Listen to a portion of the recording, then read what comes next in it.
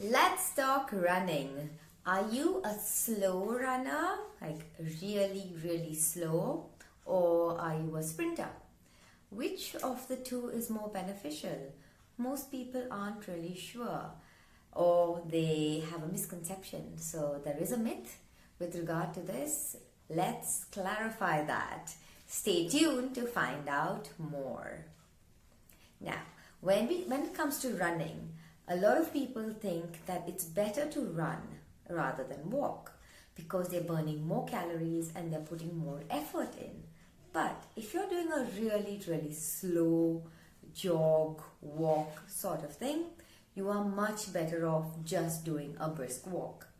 The reason being that if you're going to be running versus walking, when you run, there is a lot more pressure on your knees because your knees are constantly under pressure. They're banging against each other, right? There's absorption of all that pressure from the foot hitting the ground. So the knees are banging against each other, plus it's your foot hitting the ground, and some of those vibrations from the hit is also going to go all the way up to your hips.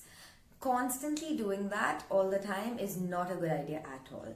So it's recommended that you walk, brisk walk, if you can't run faster. So run faster meaning a quick sprint is good because there you are going to be building the right muscles to be able to run longer distance and for longer periods of time in one stretch. But at the same time, you don't have your knees, ankles and hips under tension and pressure for such a long time because it's a short sprint, so it's a quick in and out, and it means that you are waking up the right muscles, you are engaging them, but you're not putting them under unnecessary tension where it's just going to be detrimental and actually eating into your muscle mass rather than building your muscle mass, right?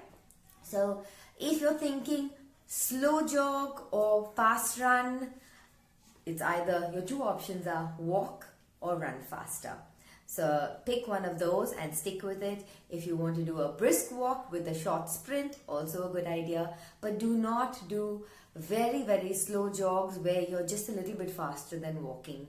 It's really not beneficial to you at all. You're not going to burn more calories. You're going to just damage your ankles, your knees and your hips in the long run.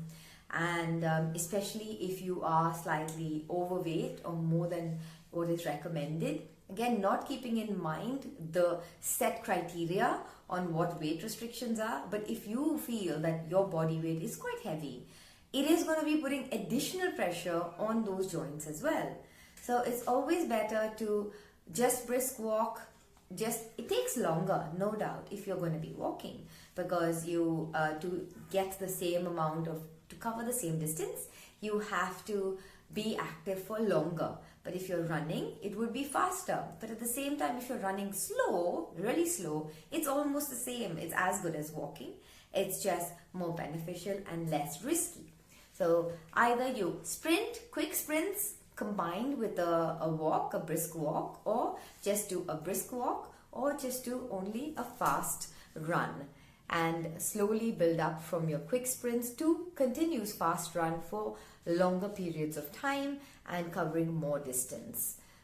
Listen to your body, understand why you're doing it, which is the most important thing. What are your goals? Decide on your pace based on your goals. So if your goals are just to be more active, to gain more muscle mass, there are many other ways to do that. So obviously walking is a good enough exercise. You are still mobile and you are still moving, you're doing some kind of activity. Plus, in addition to that, you can do quick sprints and climb stairs or cycle as well. These are all low impact, low risk activities that you can do to achieve the same outcome.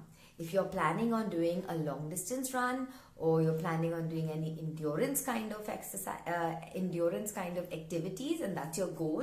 So let's say you have just started and you want to eventually be able to run a 5K, 10K, half marathon and progress on to a full marathon, then it makes sense because you know that that's your goal. You slowly start with walking, add in short sprints, Those short sprints, once they get stronger, you'll be able to run for longer distances. And as you can run for longer distance, most of it will be running with short breaks of walks. It will be the reverse of what you started with.